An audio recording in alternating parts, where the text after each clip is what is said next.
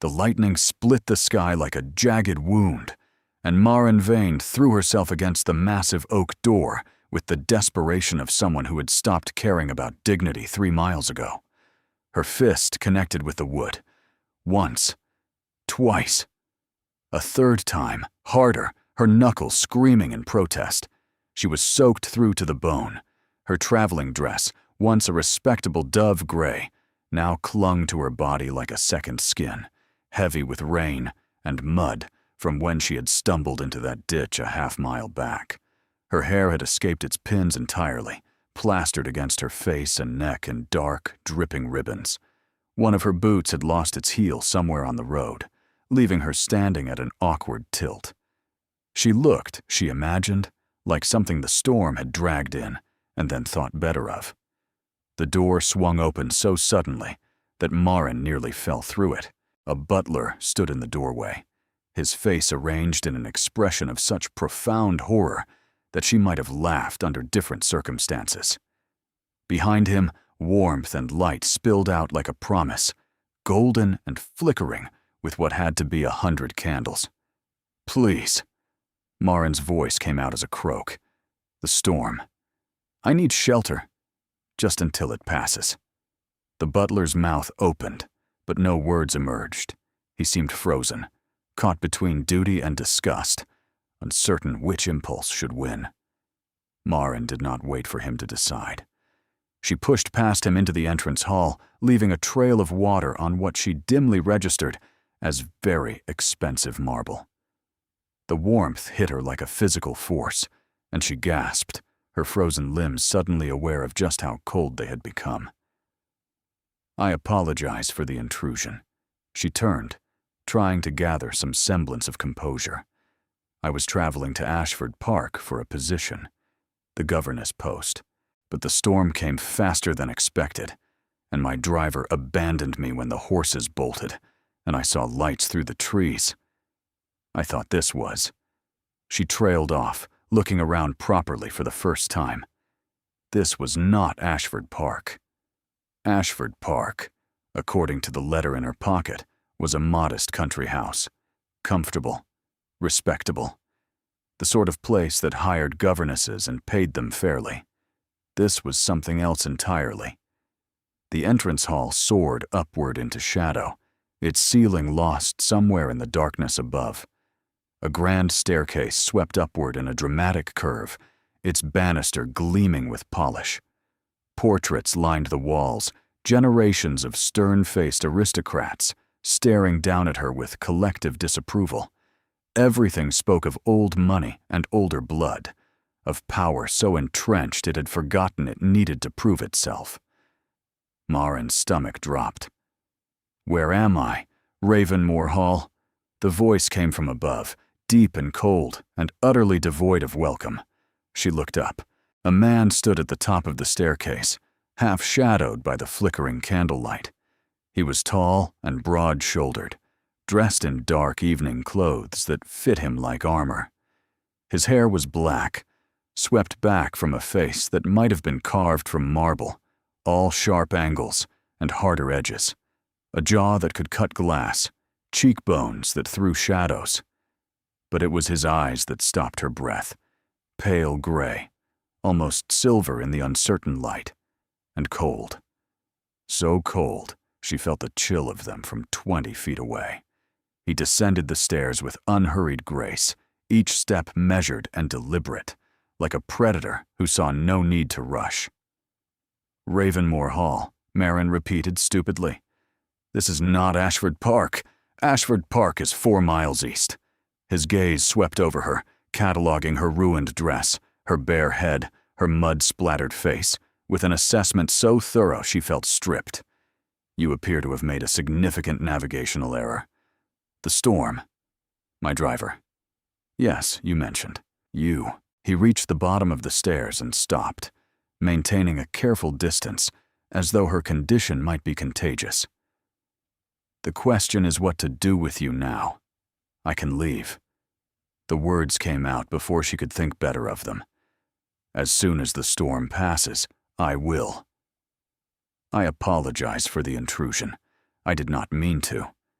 You did not mean to pound on my door like a woman fleeing the hounds of hell?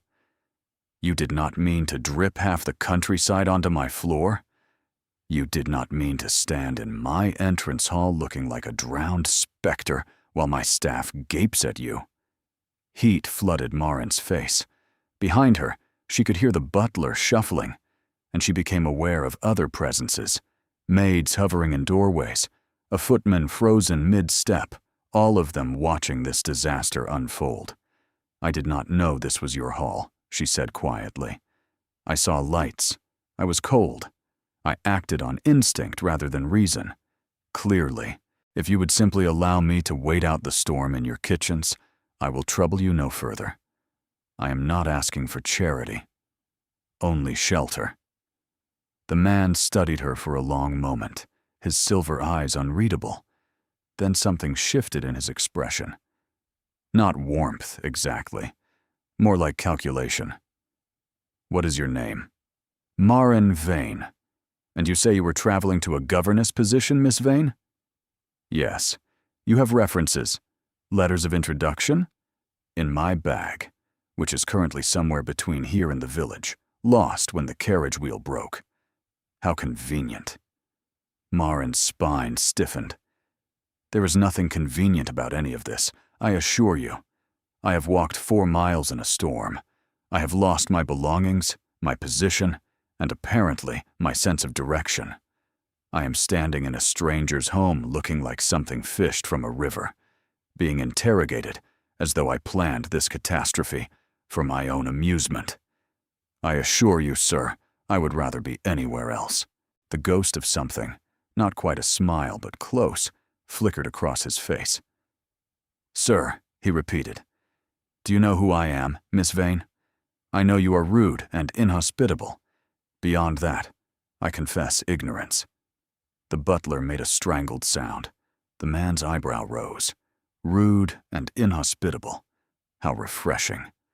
Most people at least wait until they know my title before they insult me. I was not aware a title was required for basic human decency. Now he did smile, though it contained no warmth whatsoever. A razor's edge of amusement, sharp enough to cut. I am Caelan Ashworth, he said, Duke of Ravenmore.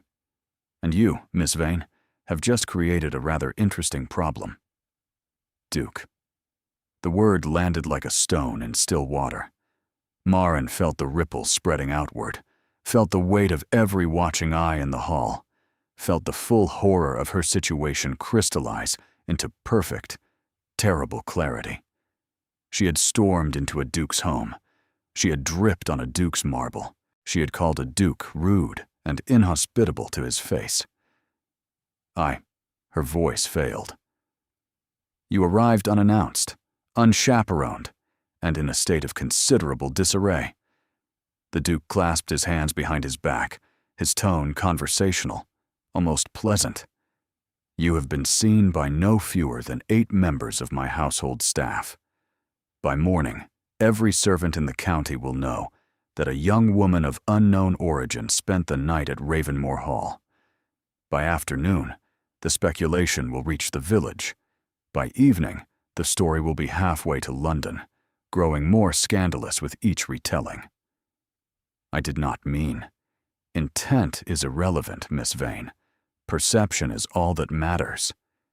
And the perception, he stepped closer, his silver eyes holding hers with an intensity that made her chest tighten, is that you have been compromised under my roof. The word hung between them, heavy with implication.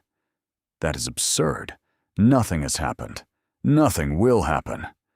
I simply needed shelter from a storm. Try explaining that to society. His voice was soft now, almost gentle. Try explaining that to the gossips, who will wonder why a duke allowed an unmarried woman to remain under his roof. Try explaining that to your future employers, who will question your judgment and your virtue. Marin's hands trembled. She clenched them into fists to hide it. What would you have me do?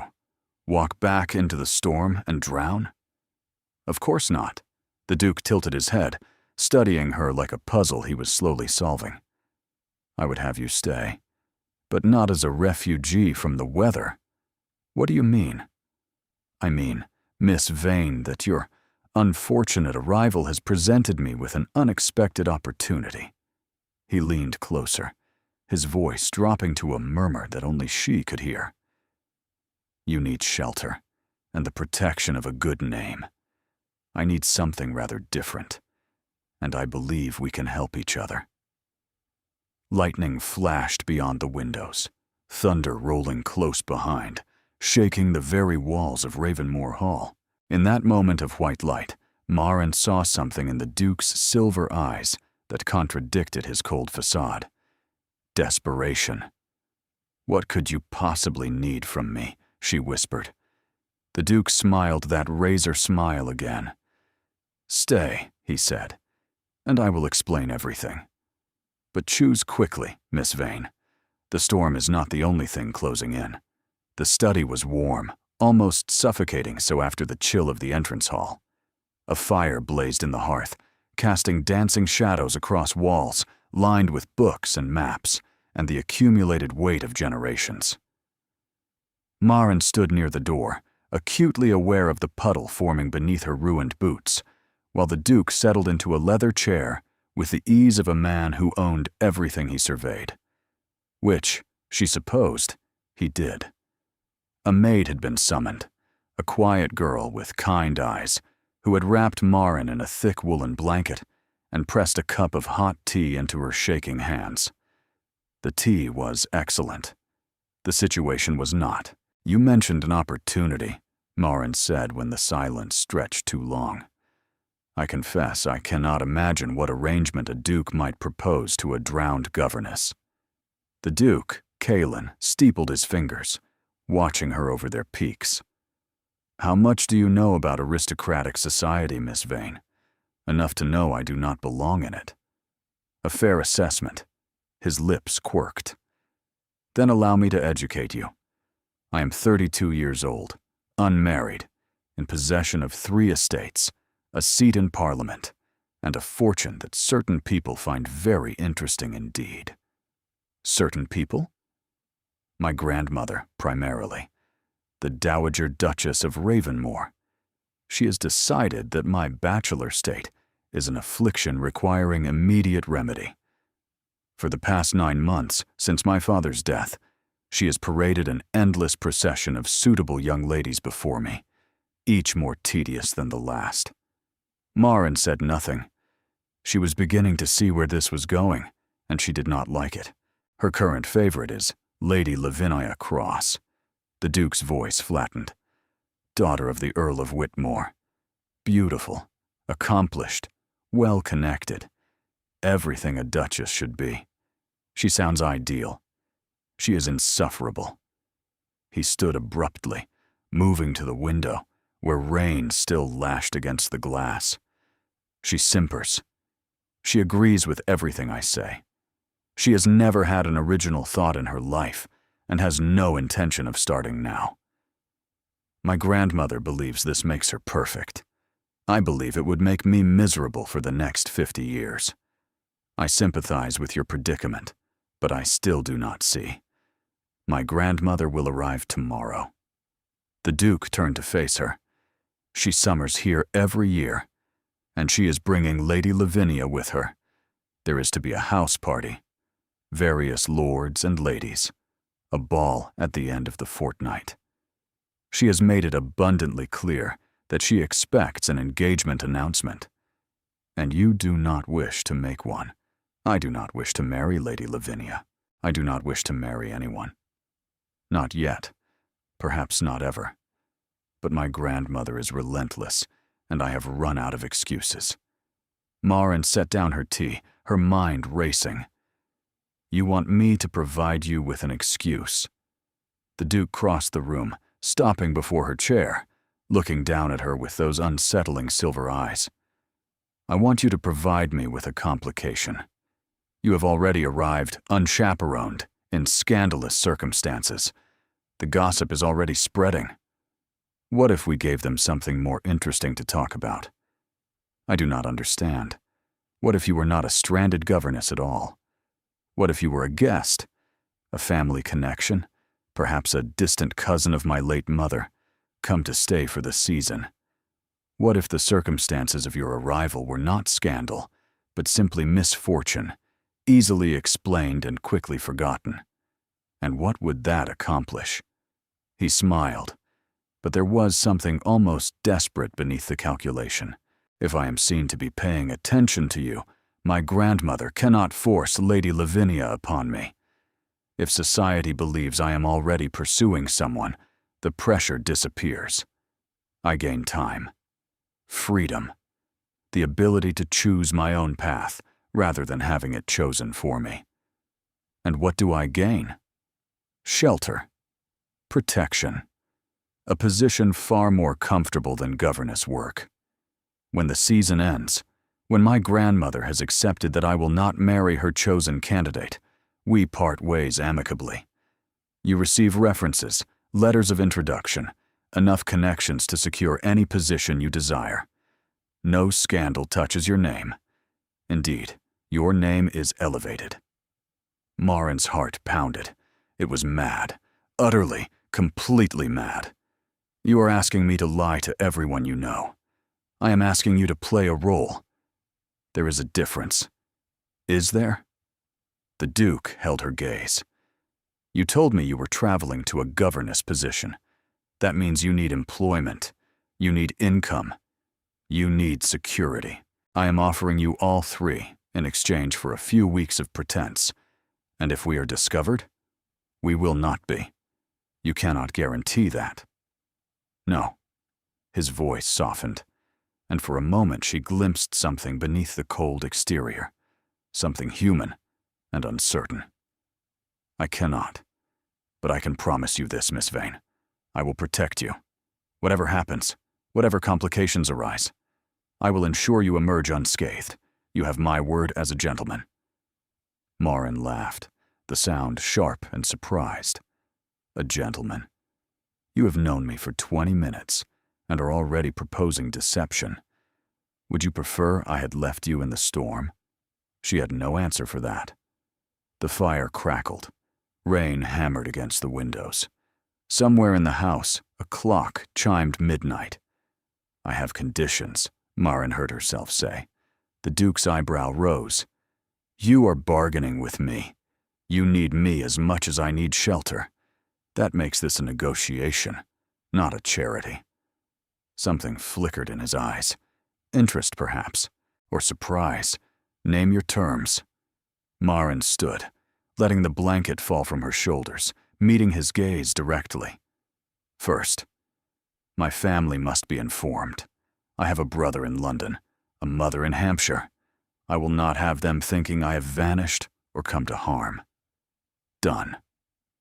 Second, when this arrangement ends, I want genuine references, not vague pleasantries. Real letters of introduction to real families who might employ me. I will not return to poverty simply because our charade has concluded. The Duke nodded slowly. That can be arranged. Third, Marin stepped closer, her voice hardening. I will not be made a fool. If you decide to pursue Lady Lavinia or any other woman while I am playing this role, you will tell me immediately. I will not be paraded as your distraction while you conduct a real courtship behind my back. The silence stretched between them, sharp as glass. You are either very brave or very foolish, the Duke said finally. I have not decided which. I have been called both, usually by people who underestimated me. He extended his hand.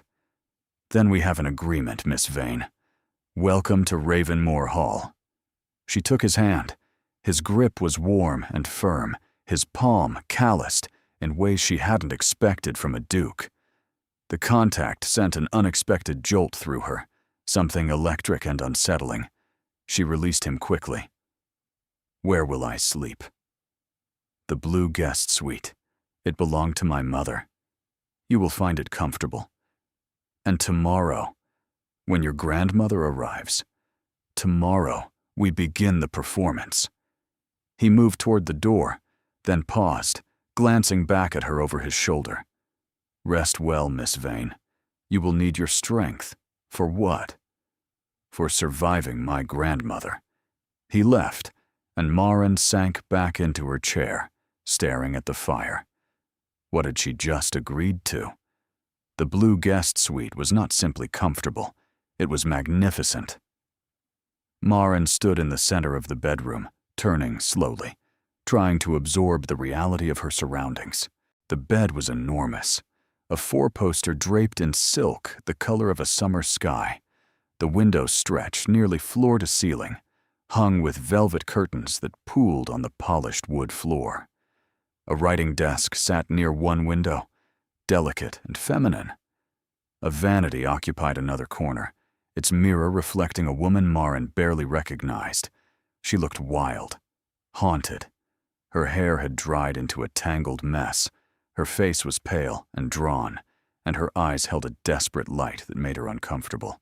This room, this house, this entire situation, it was not meant for women like her. A soft knock interrupted her spiraling thoughts. Miss Vane? A maid entered, perhaps 16 or 17, with copper curls escaping from beneath her cap and a nervous smile. I am Nell. His Grace assigned me as your lady's maid. I have brought you some things. A nightgown. Some toiletries. I did not know your size, but Cook has arranged for breakfast to be brought up tomorrow, and then we can see about proper clothes. Marin blinked. A lady's maid? For me? His Grace's orders, miss. Nell began laying out items on the bed. I hope you do not mind me saying, but the staff is all aflutter. We have not had a proper guest in ages. Not since the old Duke passed, God rest him. His Grace keeps to himself mostly. Works in his study. Rides the grounds. Hardly speaks to anyone. He seemed to speak well enough to me.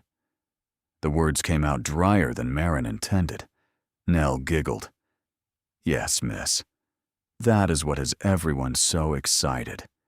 Mrs. Pemberton, that is the housekeeper. She said she hasn't seen His Grace talk that long to anyone in months, not since the funeral.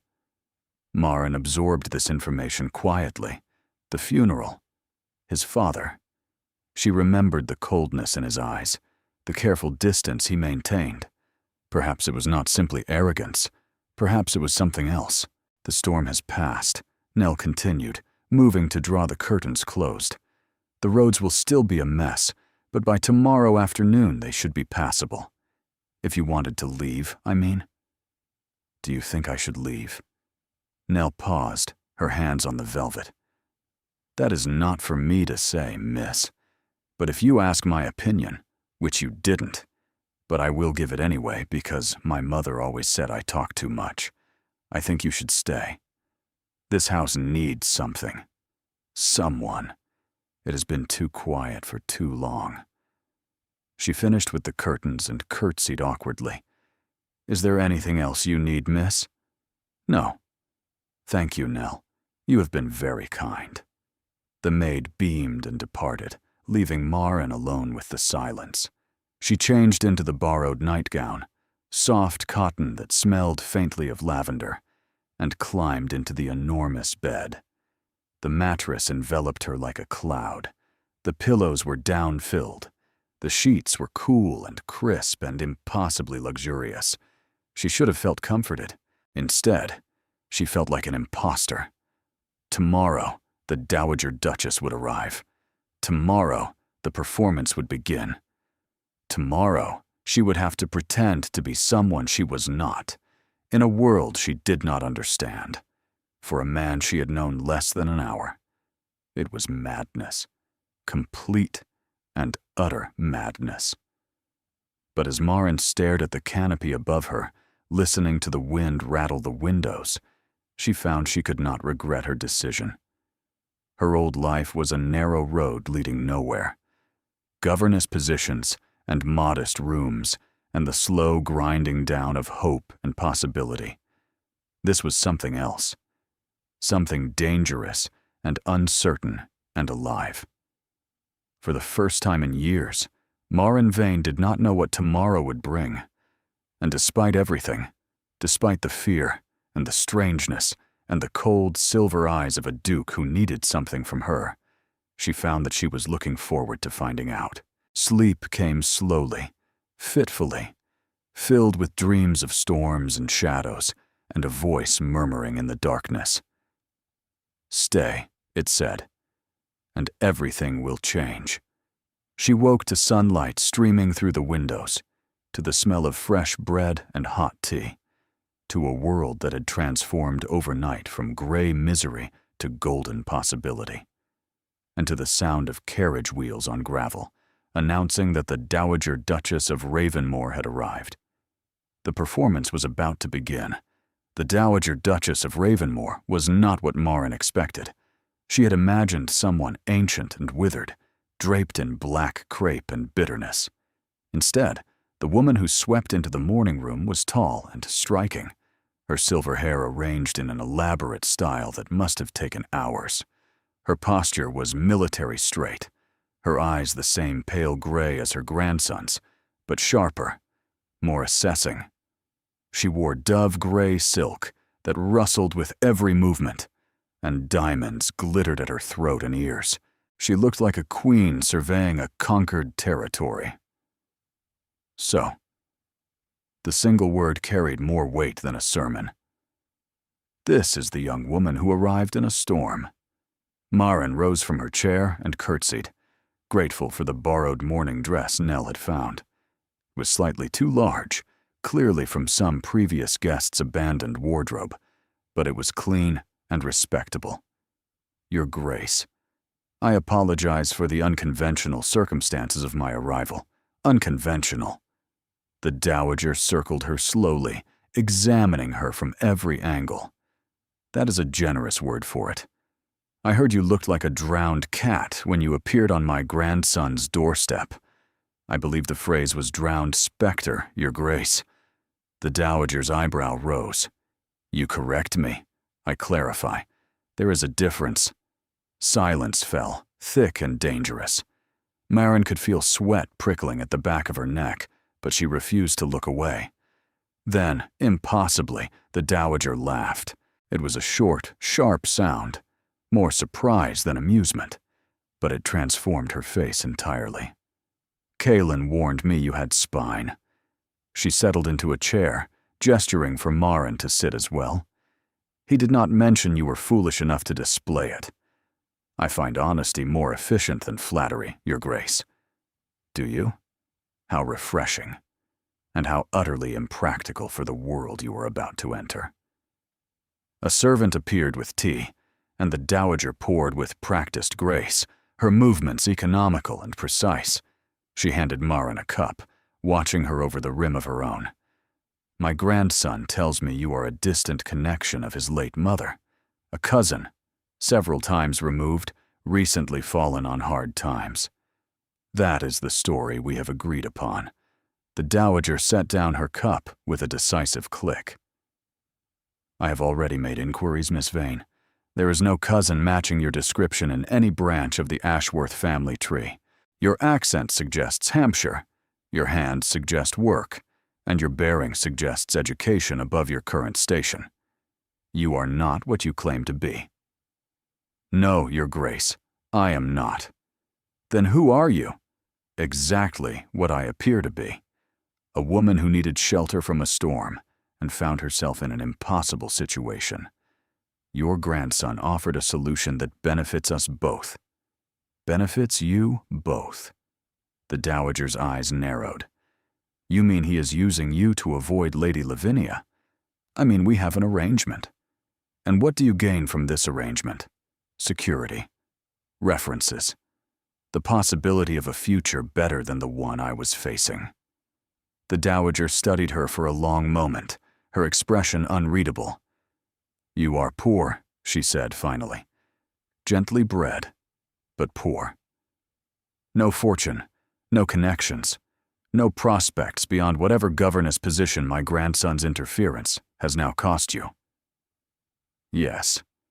And you agreed to this scheme, knowing it could destroy your reputation entirely if discovered?" My reputation was already fragile, Your Grace. One more crack hardly matters. The Dowager leaned forward, her voice dropping. Let me tell you what you have walked into, Miss Vane. My grandson is not simply avoiding an unwanted marriage. He is avoiding life itself. Since his father died 9 months ago, he has been a ghost in his own house. He performs his duties. He manages his estates. He attends Parliament and votes and speaks when required. But he is not here. Not truly. Marin thought of the coldness in Kaelin's eyes, the careful distance he maintained. His father's death was sudden? A riding accident. The Dowager's voice did not waver, but something tightened around her eyes. Kaelin was in London when it happened. By the time word reached him, by the time he rode through the night to get here, his father was already gone. He never said goodbye. I'm sorry. Are you? Or is that simply what one says? The echo of Kaelin's own words sent a chill down Marin's spine. I lost my father's business, she said quietly, his livelihood, his pride. I watched him diminish day by day, becoming less than he was. He is still alive, but some essential part of him died when everything he built collapsed. So, yes, Your Grace, I understand loss. I am genuinely sorry for your grandsons. The Dowager was silent for a long moment. I want him to marry, she said finally. Not because of duty or heirs or family legacy. I want him to marry because I want him to live again. To feel something beyond grief and obligation. Lady Lavinia is suitable, yes. But she is also shallow and self-absorbed. She would bore him within a month, and boredom would become resentment, and resentment would become the kind of cold, empty marriage that destroys people slowly. Then why push the match? Because he will not choose for himself. He has buried himself in work and solitude, and he will remain there forever unless someone forces him out. And you thought Lady Lavinia could do that? I thought anyone was better than no one. The Dowager rose, moving to the window. But now you are here. An unknown variable. A disruption I did not plan. I am not trying to trap your grandson into marriage. No, I do not believe you are, which makes you rather more interesting than I expected. She turned, her gray eyes piercing. I will support this charade, Miss Vane. Publicly, you will be exactly what Kaelin claims. A family connection, a guest, a potential interest. But privately, I want you to understand something. Yes, Your Grace. If you hurt him, if you manipulate his grief for your own gain, if you damage him further in any way, I will ensure you never work in any respectable household in England again. I will destroy every opportunity, every connection, every hope you have. Do we understand each other? Perfectly, Your Grace. The Dowager nodded once, sharp and final. Good.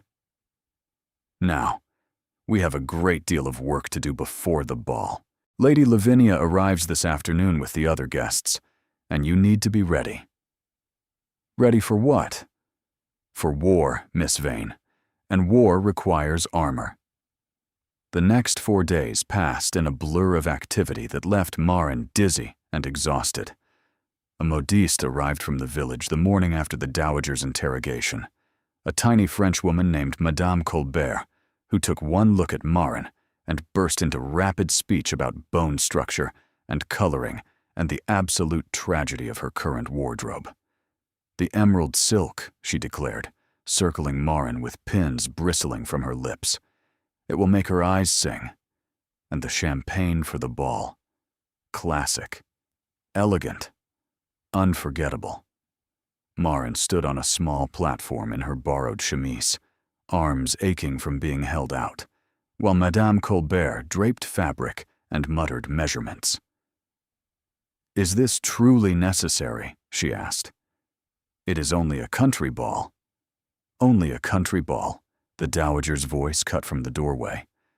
Every eligible family within 50 miles will attend. Lady Lavinia will be wearing Paris couture. You will not face her in borrowed rags. I do not need to compete with Lady Lavinia. You most certainly do." The dowager settled into a chair, watching the fitting with critical eyes. "This is not about vanity, Miss Vane. This is about perception. If you appear shabby or uncertain, people will wonder why my grandson would bother with you. They will look for the scandal. They will find it. And if I appear confident and well-dressed, they will still gossip. But the gossip will be different. Admiring rather than condemning. Intrigued rather than suspicious. The logic was sound, even if it made Marin uncomfortable. Between fittings, there were lessons. A dancing master arrived to polish her steps, a severe man named Mr. Hastings, who rapped her ankles with his cane when she faltered. A deportment instructor drilled her on curtsies and titles and the precise way to hold a fan. The dowager herself provided endless information about the guests, their families, their scandals, their alliances. Lord Pemberton is a fool, but a harmless one. Lady Whitmore is Lady Lavinia's mother, and will be watching you like a hawk. The Sinclair brothers are charming, but not to be trusted. Mrs. Ashby is the worst gossip in the county. Flatter her shamelessly, and she will be your greatest ally." Marin absorbed it all, her head spinning with names and faces and intricate social webs. Through it all, Kaelin remained absent. She caught glimpses of him occasionally, a figure on horseback disappearing into the morning mist, a shadow passing the library door, his voice low and distant, speaking to servants or his steward about estate matters. He took his meals in his study, the dowager explained when Marin finally asked. "He has done so since his father died. He says he is too busy for formal dining. But he is avoiding me. He is avoiding everyone." The dowager's voice softened slightly. "Do not take it personally, Miss Vane. He is not ready to be present." Not yet. On the third day, Marin found herself alone in the library. It was a beautiful room, filled floor to ceiling with books, their leather spines gleaming in the afternoon light. She had discovered it by accident, wandering the halls during a rare free moment, and had been drawn inside by the smell of paper and ink and old knowledge. She was reaching for a volume of poetry when a voice spoke behind her. That was my father's favorite. Marin spun. Kaelin stood in the doorway, looking almost uncertain, as though he had not expected to find anyone here. "I apologize." She pulled her hand back. "I did not mean to intrude. You are not intruding. It is a library. It is meant to be used." He entered slowly, his movements careful, as though the room itself might wound him. "I simply haven't. I have not been here much. Since your father died." He flinched, almost imperceptibly. Yes, Marin watched him, this cold and guarded man, and saw beneath the armor for the first time. Saw the grief he carried like a physical weight. Saw the way his eyes moved over the shelves, lingering on certain volumes, avoiding others. "My father used to read to me," she said softly. "When I was small. He would sit by the fire and recite poetry from memory. I thought he knew everything. I thought he was invincible." Kaelin was very still. What happened? He trusted the wrong partner. Lost everything he had built. Now he barely speaks. He sits in a chair by the window and watches the world pass by, and I do not think he sees any of it. The silence between them felt different now, less confrontational, more honest. "I am sorry," Kaelin said finally, "for your father, for what you have lost, and I am sorry for yours." Their eyes met, and something passed between them. Recognition, perhaps. Understanding. The strange intimacy of shared grief. Then Kaelin cleared his throat, stepping back, rebuilding his walls.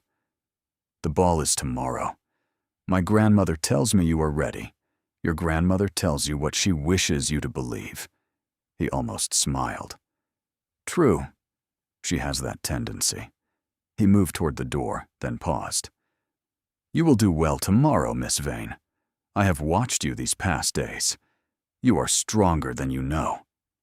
He left before she could respond, and Maren stood alone in the library, her heart beating too fast, wondering what exactly was happening to her. Tomorrow, the ball. Tomorrow, everything would change. She only hoped she was ready for it. The champagne gown was everything Madame Colbert had promised. Maren stood before the mirror in her room, barely recognizing the woman who stared back. The silk caught the candlelight and shimmered like liquid gold. Her dark hair had been arranged in an elaborate style, threaded through with tiny pearls that Nell had produced from some mysterious source. Her eyes seemed larger, darker, framed by the warm tones of the dress. She looked like someone who belonged. The thought terrified her. "You are beautiful, miss." Nell clasped her hands together, beaming. "His Grace will not be able to look away. That is not the point. Is it not?" Before Maren could answer, a knock sounded at the door. The dowager entered, resplendent in silver silk, her diamonds blazing. "Acceptable," she pronounced after a thorough examination. "More than acceptable. You will do nicely." High praise indeed. The dowager's lips quirked. "Come. The guests are arriving." The ballroom at Ravenmore Hall was a revelation of crystal and candlelight. Chandeliers blazed overhead, their flames reflected in 1,000 mirrors. The floor gleamed like honey. Music drifted from a gallery where an orchestra played, and everywhere, people glittered and sparkled and watched. Maren felt their eyes on her the moment she entered. She descended the stairs on the dowager's arm, chin lifted, back straight, every lesson drilled into her muscles. The whispers started immediately, a susurrus of curiosity and speculation that followed her across the room. That is her. The one who arrived in the storm. A cousin, they say.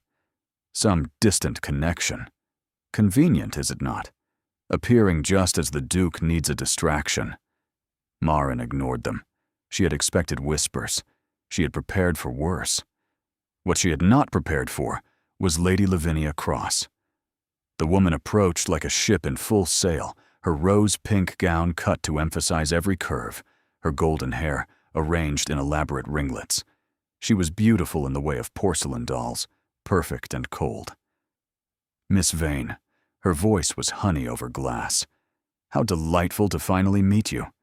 We have heard so much about your dramatic arrival." "Lady Lavinia." Maren curtsied precisely. "I hope the stories have not been too embellished."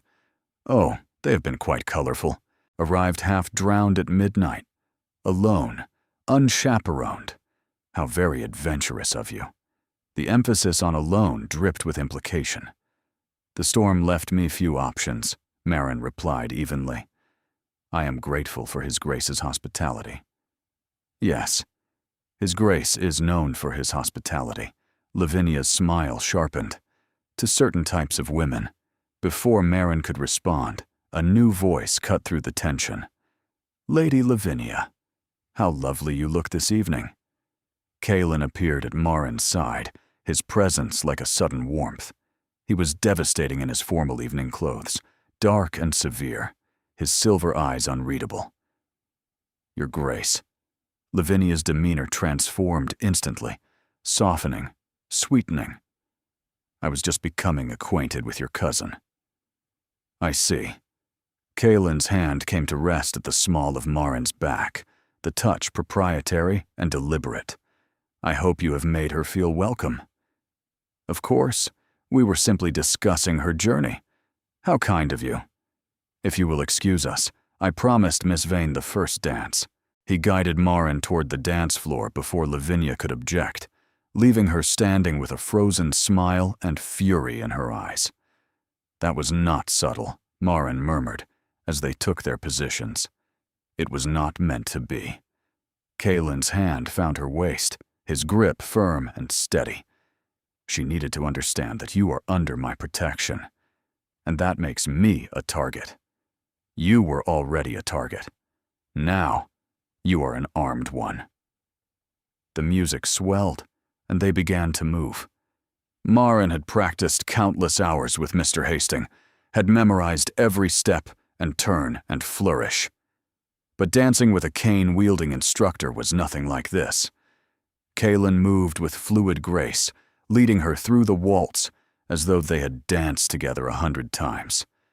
"Stop counting," he said quietly. "I am not. You are. I can see your lips moving. Feel the music instead. Easy for you to say. You grew up in ballrooms. I grew up hating ballrooms." His voice was dry. All those people watching. Judging. Waiting for a misstep. Then why do this? Because some things are worth the discomfort.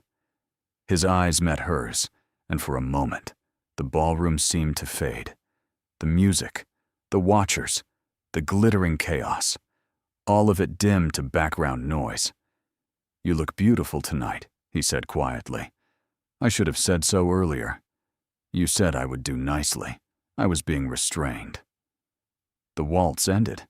They stood in the center of the floor, slightly breathless, while the crowd applauded politely. "Thank you for the dance, Your Grace. The pleasure was mine, Miss Vane."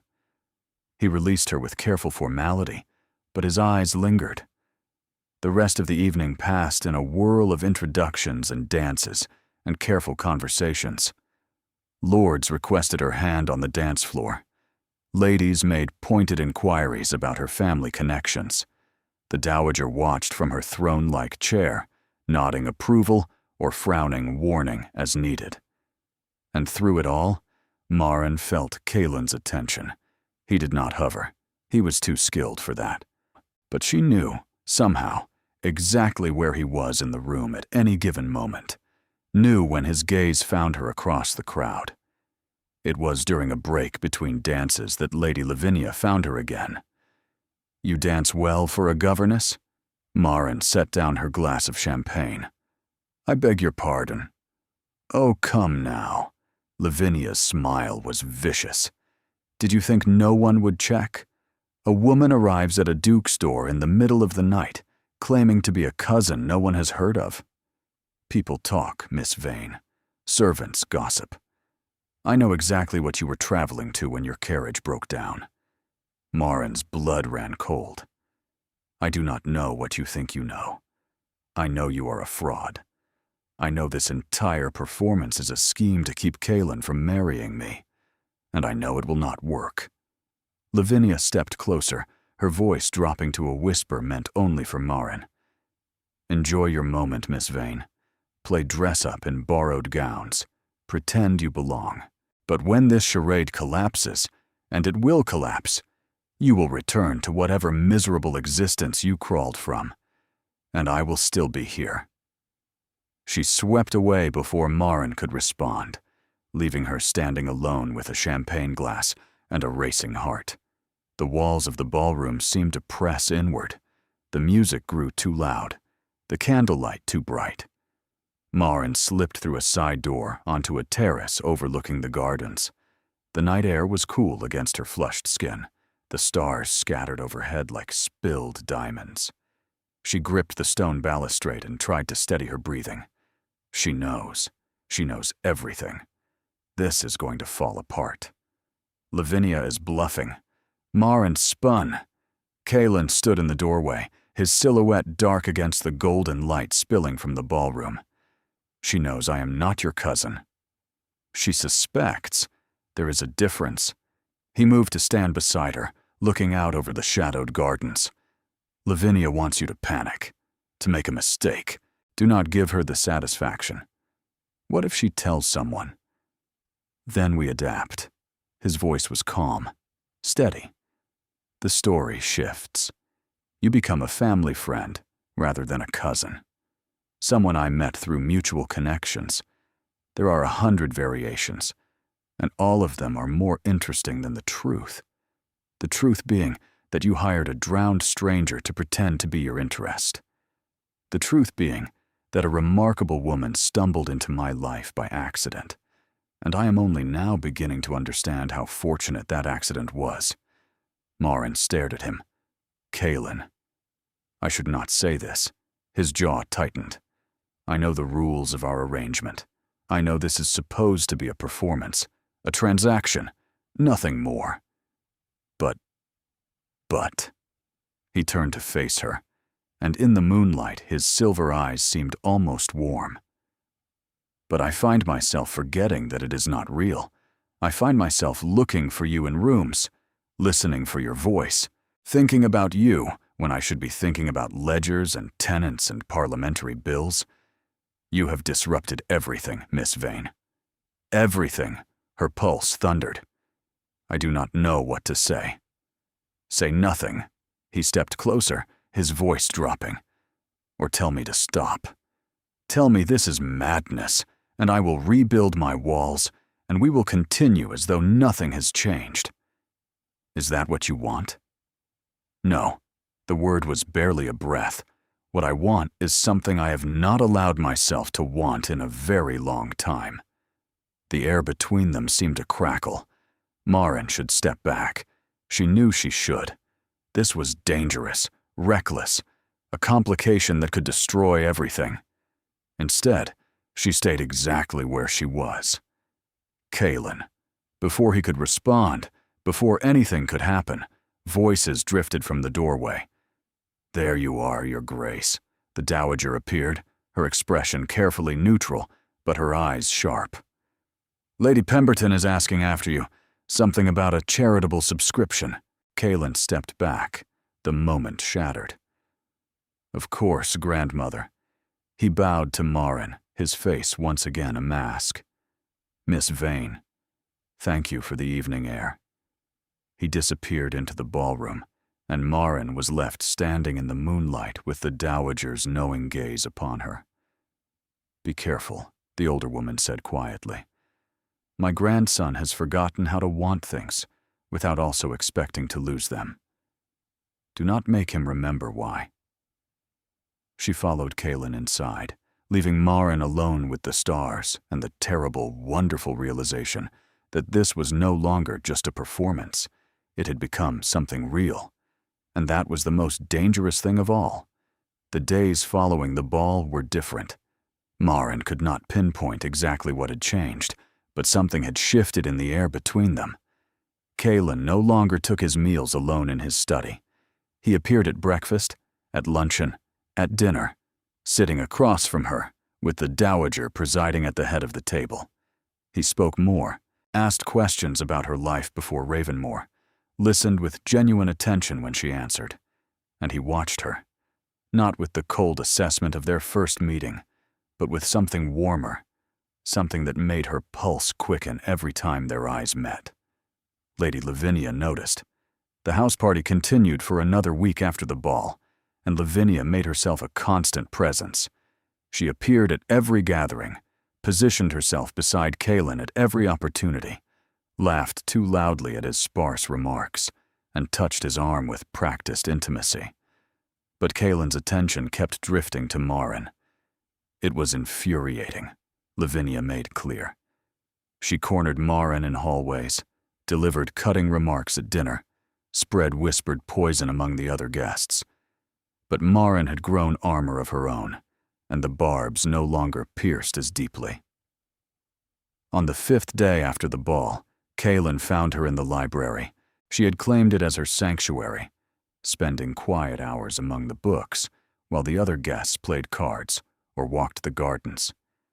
She was curled in a leather chair near the window, reading a volume of Keats, when his shadow fell across the page. You are always here. Marin looked up. He stood in the doorway, his dark hair slightly disheveled, his cravat loosened. He looked almost relaxed. The library does not judge me, she said. Unlike certain other rooms in this house. The drawing room. Lady Lavinia's domain. I prefer to avoid it when possible. Kaelin entered, settling into the chair across from hers. He carried something in his hands, a small package wrapped in brown paper. I have something for you, For me, consider it an apology for dragging you into this situation, for the whispers and the scrutiny, for Lavinia. Maren set down her book and took the package. The paper fell away to reveal a leather-bound journal, its cover embossed with delicate vines and flowers. Inside, the pages were thick and creamy, perfect for writing. It is beautiful. You mentioned that you used to keep a journal. Before? Kaylin's voice was careful. Before your family's circumstances changed. I thought perhaps you might like to start again. Maren's throat tightened. She had mentioned it once, in passing, during one of their dinners. A casual comment about the girl she used to be, the one who wrote down her thoughts and dreams before reality crushed them into practicality. He had remembered. I do not know what to say. You do not have to say anything. He leaned forward, his eyes intent. I simply wanted you to have something of your own. Something that belongs to you, not to this arrangement. She traced the embossed cover with her fingertips. Why are you being kind to me? Because you deserve kindness. And because... He paused, seeming to struggle with the words. Because I find that I want to be kind to you. I want to see you smile. I want to know what you are thinking. I want... He stopped, jaw tightening. What do you want? Kaylin rose abruptly, moving to the window. The afternoon light caught the sharp planes of his face, the tension in his shoulders. I want things I have no right to want. Why not? Because this arrangement ends. Because you will leave. Because I am a duke with responsibilities and expectations. And you are. He turned to face her. You are the most extraordinary woman I have ever met. And I am terrified of what that means. Maren stood slowly, the journal still clutched in her hands. I am terrified too. Then we are both fools. Perhaps.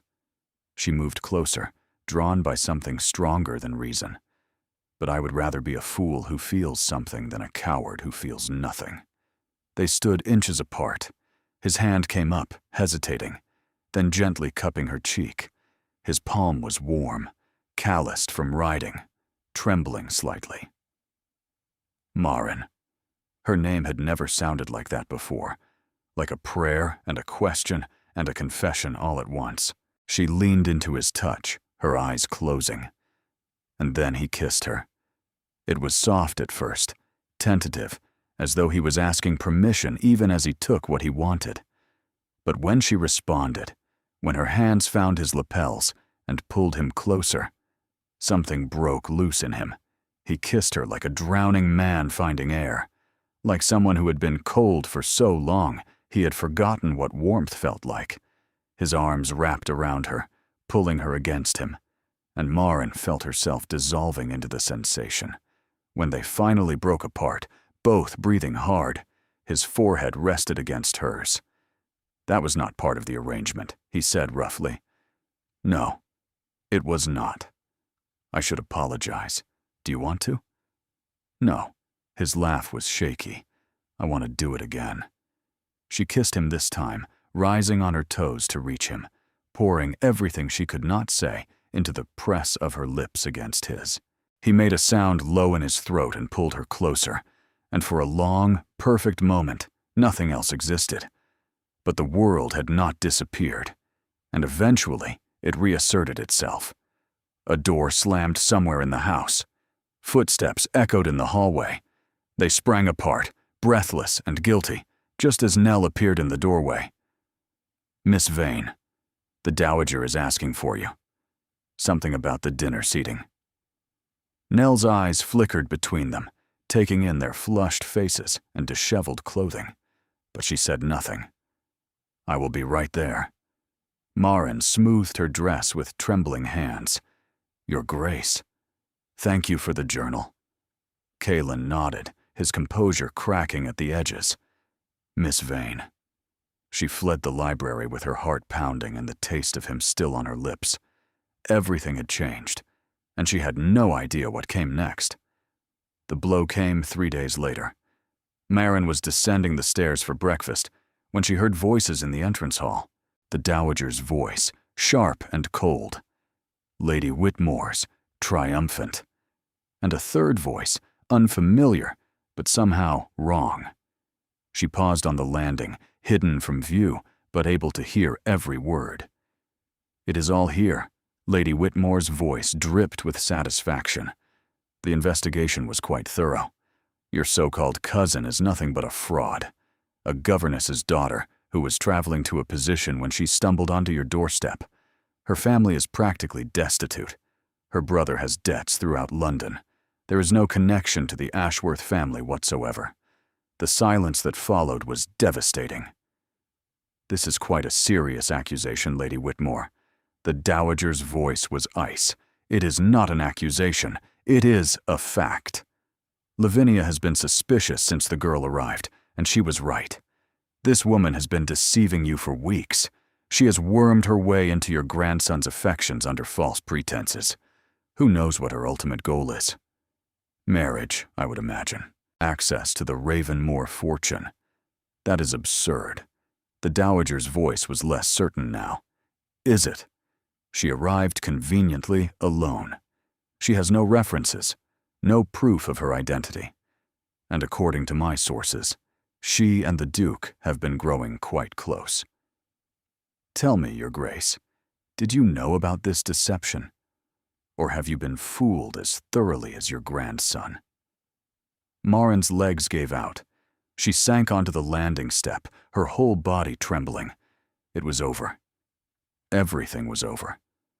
She heard footsteps approaching, heard the Dowager dismiss Lady Whitmore with cold civility, and heard the front door close with finality.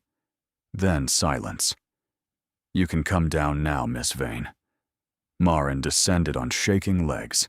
The Dowager stood in the entrance hall, her face pale but composed. "You knew," Marin said quietly. "From the beginning. I suspected. I confirmed my suspicions within days of your arrival, but I chose to support the charade because I thought." The Dowager's voice faltered. "I thought it might be good for Kalen. I thought you might bring him back to life. And now? Now Lady Whitmore has proof. By tomorrow, every guest in this house will know the truth. By next week, all of London will have heard. The scandal will be immense." Marin's eyes burned. "I never meant for this to happen." "I know. What do I do?" The Dowager was silent for a long moment. "You leave." The words fell like stones. "Before Kalen wakes, before anyone else learns the truth, I will handle the fallout. I will find a way to minimize the damage. But you cannot be here when it happens. And Kalen will survive. He has survived worse." The Dowager's voice cracked almost imperceptibly. "But if you stay, if you are here when the whispers begin, it will destroy him. He opened his heart for the first time in months, and it will have been for a lie. Better a clean break than a slow bleeding." Marin wanted to argue, wanted to fight, wanted to run to the library and find Kalen and tell him everything before someone else did. But the Dowager was right. Every accusation Lady Whitmore had made was true. Marin was a fraud. She had deceived everyone in this house.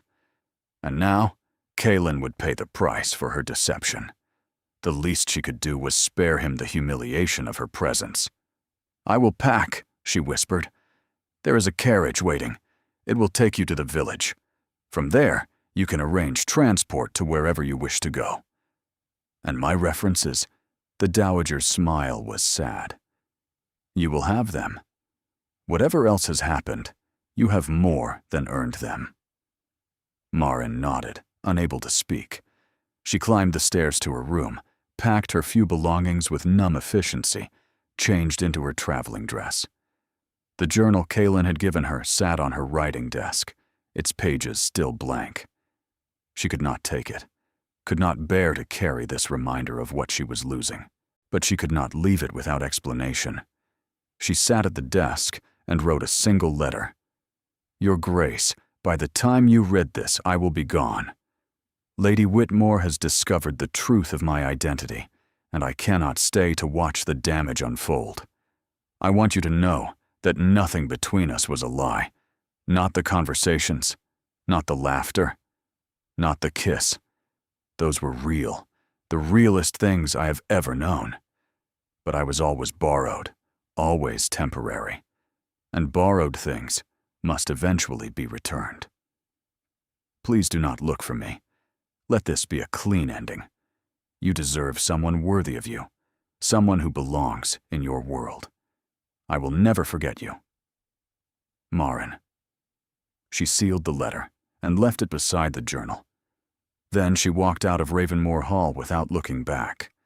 The village inn was cold and cramped, nothing like the luxury Marin had grown accustomed to over the past weeks. She sat on the narrow bed in her rented room, staring at the wall, and tried not to feel. 2 days had passed since she fled Ravenmore. 2 days of silence and solitude, and the slow, grinding realization that she had left her heart behind. She had written to her mother, explaining only that the position hadn't worked out. She had inquired about coach schedules to Hampshire. She had done everything practical and reasonable and correct, and she had never been more miserable in her life. A knock at the door startled her. "Who is it?" A friend. The voice was familiar. Marin crossed the room and opened the door to find Nell standing in the hallway, her copper curls escaping from beneath her bonnet, her cheeks flushed from traveling. "Nell." "What are you doing here?" The maid pushed past her into the room, closing the door firmly behind her. "Looking for you, obviously. His Grace is beside himself. He has been tearing the county apart trying to find you." Marin's heart clenched. He should not have come. He did not. Nell's expression was fierce.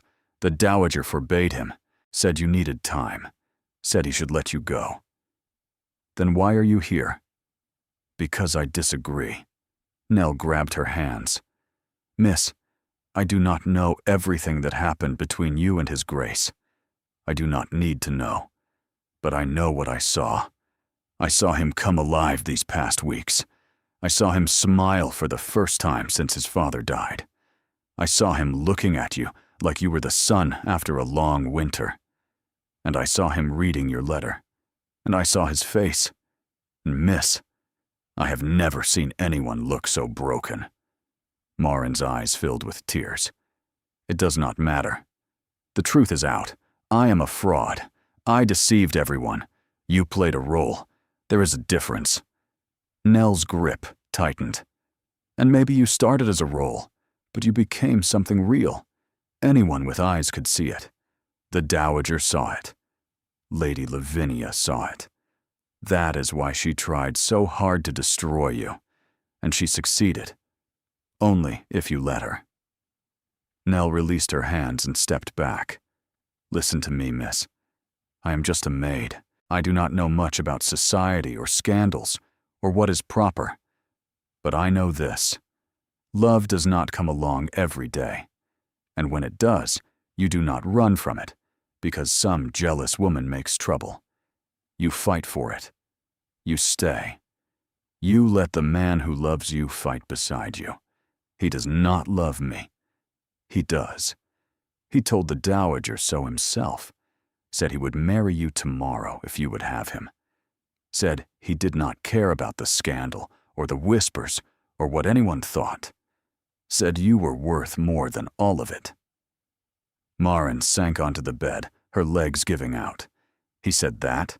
He said a great deal more, but most of it was not fit for polite company. Nell sat beside her. "The point is, you have a choice. You can stay here feeling sorry for yourself, or you can go back to Ravenmore and fight for the man you love. But you have to decide now, because the house party ends tomorrow, and Lady Lavinia is circling like a vulture." Marin stared at her hands. All her life she had played it safe, made the practical choice, accepted what fate dealt her, and made the best of it. Where had that gotten her? A broken family, a dead-end future, a heart full of regret. But Kaylin was offering something different. Something terrifying and impossible and real. All she had to do was be brave enough to take it. "Is there a carriage?" she asked quietly. Nell grinned, waiting outside. "Then let us go." The ride to Ravenmore took an eternity. Maren sat in the carriage with her hands clenched in her lap, rehearsing what she would say, discarding each version as inadequate.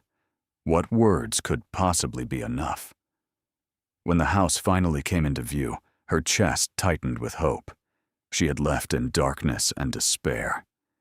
Now she returned in the golden light of late afternoon, and Ravenmore Hall looked like something from a dream. A fairy tale castle. A place where impossible things might actually come true. The carriage stopped. Maren climbed out on shaking legs. The front door opened before she reached it, and suddenly Kaylin was there. He looked terrible. His hair was wild, his clothes disheveled, dark circles beneath his eyes. But when he saw her, his face transformed. "Maren."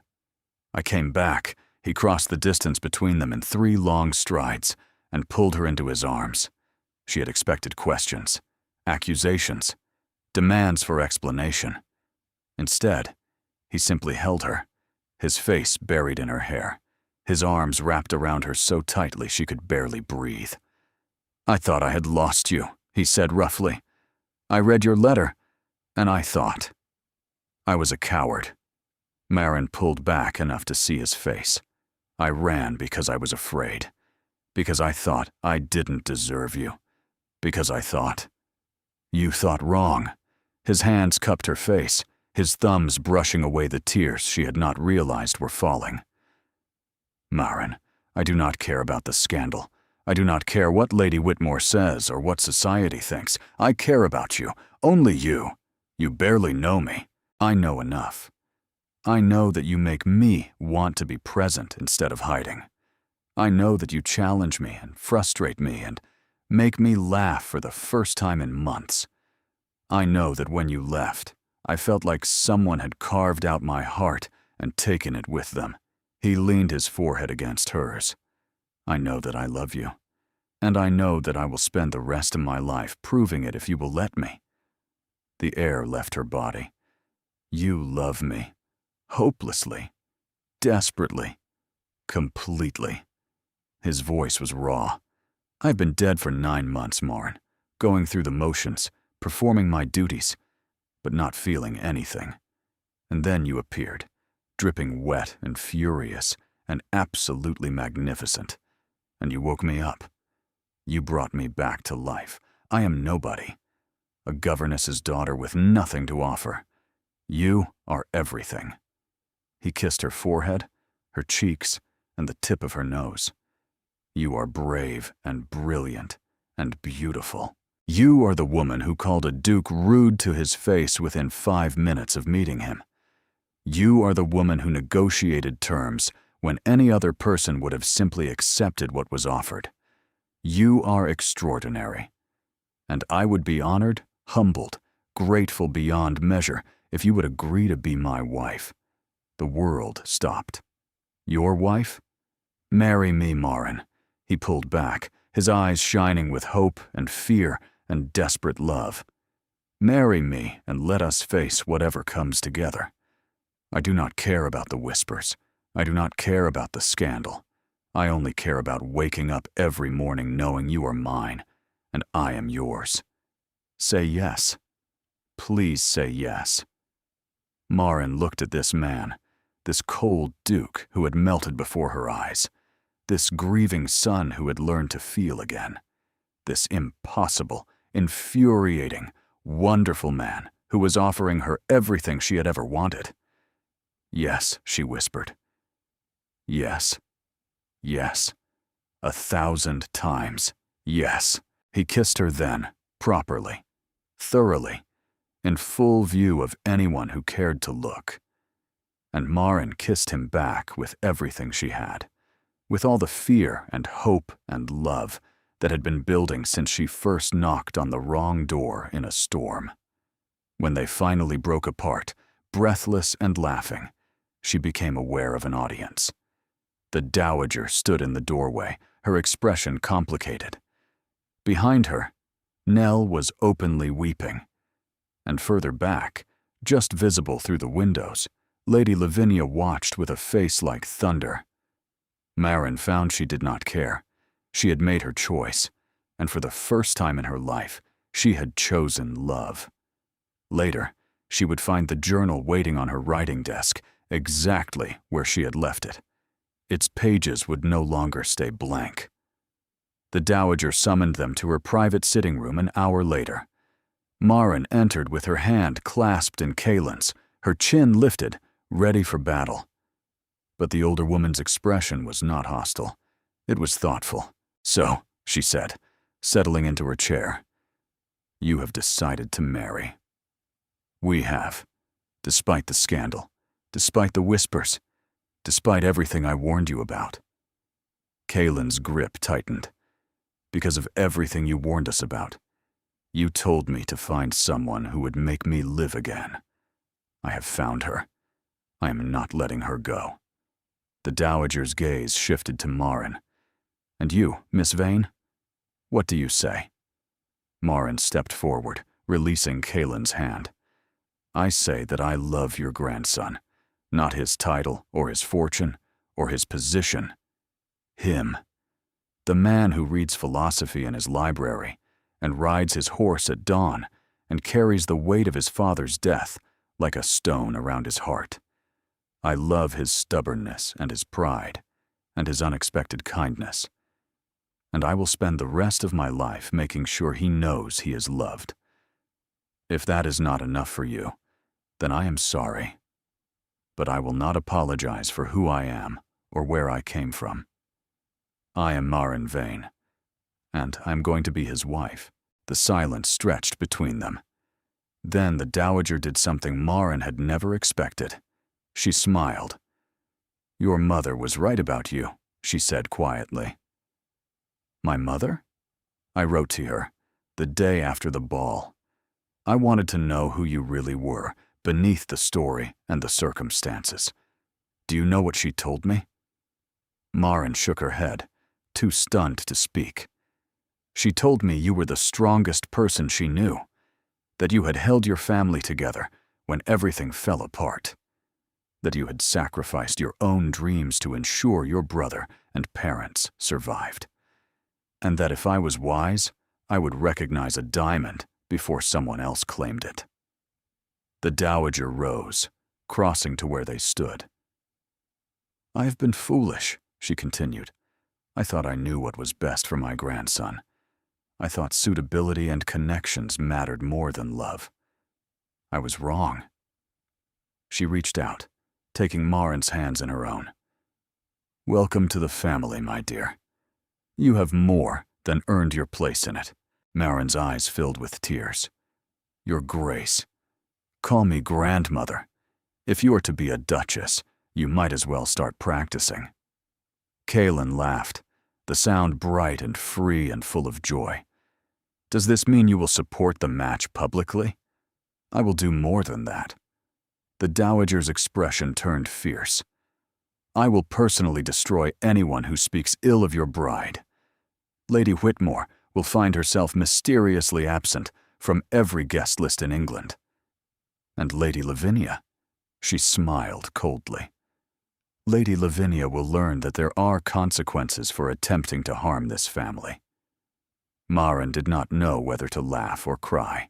She did both, and Kaelin pulled her close, and the dowager watched them with something like satisfaction. "Now," the older woman said briskly, "we have a wedding to plan, and a scandal to manage. There is no time for sentiment." But her eyes were warm as she said it, and Marin knew, finally, that she had found her place. The wedding of the Duke of Ravenmore to Miss Marin Vane was the most talked about event of the season. Some called it a scandal, others called it a romance. The newspapers printed breathless accounts of the mysterious woman who had arrived at the Duke's door in a storm and captured his heart. The gossips whispered about her humble origins, her lack of fortune, and her audacity in reaching so far above her station. But when they saw her walk down the aisle of the village church, radiant in ivory silk, they fell silent. And when they saw the Duke's face as he watched her approach, tears streaming unashamedly down his cheeks, even the hardest hearts softened. The ceremony was small but perfect. The Dowager presided like a queen. Nell wept in the front pew. Marin's mother sat beside her, clutching her husband's hand, both of them beaming with pride.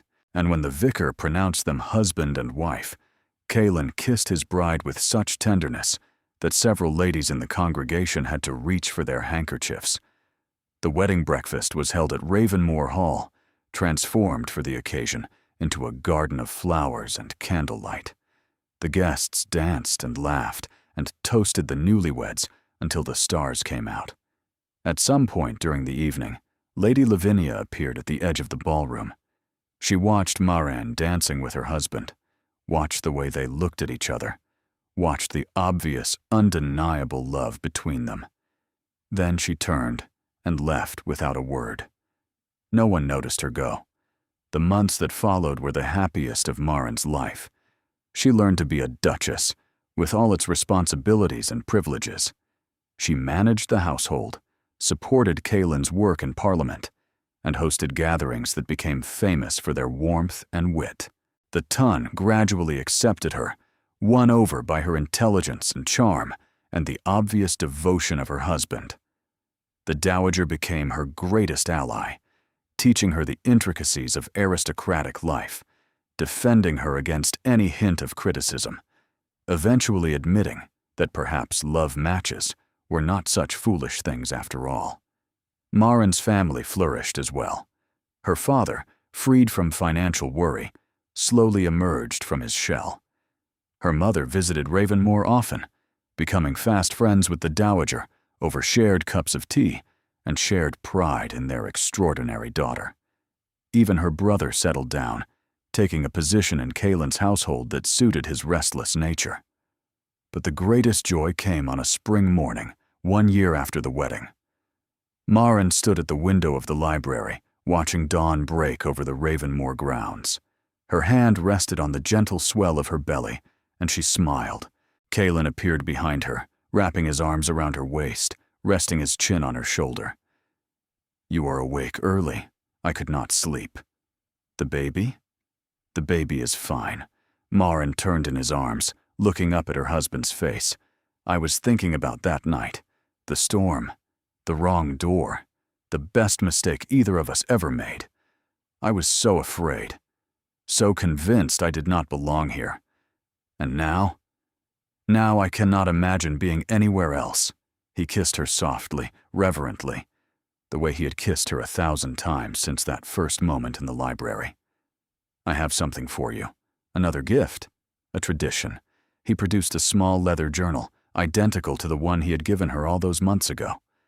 "I noticed you filled the first one. I thought you might need another." Marin took it, her eyes filling with tears. The pages of the first journal were indeed full. Poems and thoughts and memories. The story of her transformation from frightened governess to beloved duchess. Every fear, every joy, every moment of this impossible journey. "I will never stop writing," she whispered. "Good. Because I intend to give you stories worth recording for the rest of our lives." They stood together in the library as the sun rose over Ravenmoor, two people who had found each other against all odds. A duke who had forgotten how to feel. A woman who had knocked on the wrong door in a storm. And a love that had melted even the coldest heart. Years later, their children would ask to hear the story. "Tell us again," they would beg. "Tell us how Mama found Papa." And Kaelin would gather them close, with Marin tucked against his side, and he would begin the same way every time. "It was a dark and stormy night," he would say, his eyes twinkling. "And a very stubborn woman knocked on the wrong door." She was not stubborn, Marin would protest. She was resourceful. She was both, he would concede. and she was magnificent. The children would giggle. The dowager, ancient now but still formidable, would smile from her chair by the fire. And Marin would rest her head against her husband's shoulder, exactly as she had that first night in the storm, and know that this was exactly where she belonged. Some stories begin with once upon a time.